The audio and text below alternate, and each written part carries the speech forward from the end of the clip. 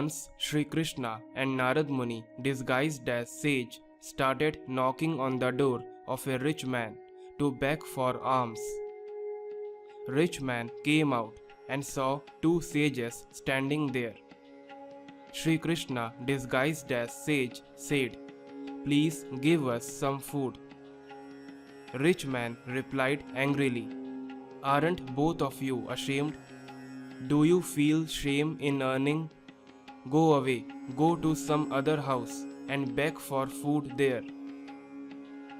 Seeing this, Narad Muni said to Shri Krishna, "This person disrespects you and your devotee, and yet he is so successful and happy. He should be cursed." Shri Krishna gave that rich man boon to increase his wealth and left. After walking a little, they reached a poor old lady's home who lived in a small house and was a devotee of Shri Krishna.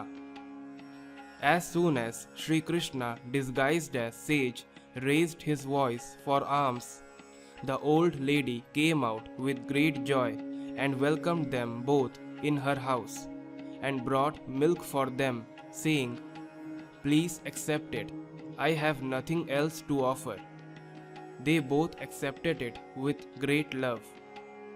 Narad Muni said to God, "Look at the plight of your devotees in this world. I can't see it. This poor old lady worships you and today gave alms to us. Bless her with something good, please." Before leaving, Shri Krishna blessed her, saying, "May your cow die." Hearing this, Narad Muni got upset and questioned, "Why did you do it? She had only this cow to support her, and yet you cursed her cow to die." Shri Krishna replied, "This old lady worships me a lot. She will die in a few days, and while dying, she will worry about the cow and her safety, thinking, what if a butcher takes her cow and cuts it? Who will look after her cow after her death? And because of this, at the time of death, instead of remembering me, only concern for her cow will remain, and she will not be able to go to my abode, and will have to come back to this world as a cow in next birth." On the other hand, rich man was given a boon to increase wealth. At the time of death, he would think about money, and in next birth, he would come as a snake who lives under safe. It is the law of nature that the thing in which one has a lot of attachment will be in one's mind at the time of death, and that person will have to take birth accordingly and suffer. Therefore, we should keep our contemplation more towards God and always keep remembering Him. My dear brothers and sisters, why does Krishna emphasize consciousness at death, which is much more uncontrollable than consciousness while living?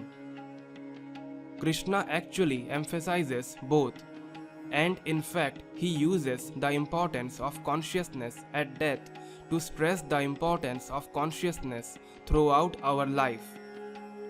So in Bhagavad Gita chapter 8 verse 5, he talks about anta-kāle cha mam eva smaran muktvā kalevaram yah prayāti sa mad-bhāvaṁ yāti nāstyatra sanśhayaḥ. He says, if you remember me at the time of death, you will attain me. There is certainly no doubt about this. Then again he says in the verse 6 of the same chapter, Yam yam vāpi smaran bhāvaṁ tyajatyante kalevaram tam evaiti kaunteya sadā tad-bhāva-bhāvitaḥ. Whatever one remembers upon giving up the body at the time of death, O son of Kunti, one attains that state, being always absorbed in such contemplation. And then what does he say after that in verse 7? Tasmat sarveshu kaleshu mam anusmara yudhya cha. May arpita mano buddhir mam evasyasya asamsayaḥ. Therefore, at all times, O Arjun, remember me. If you remember me, then you will surely attain me. So here, what is happening? He is clearly saying, if you always remember me, then you will surely attain me.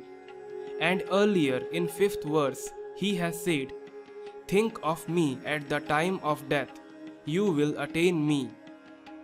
So the point Shri Krishna is saying, if we think of him throughout our life, then we think of him at the time of death also, and then we will attain him.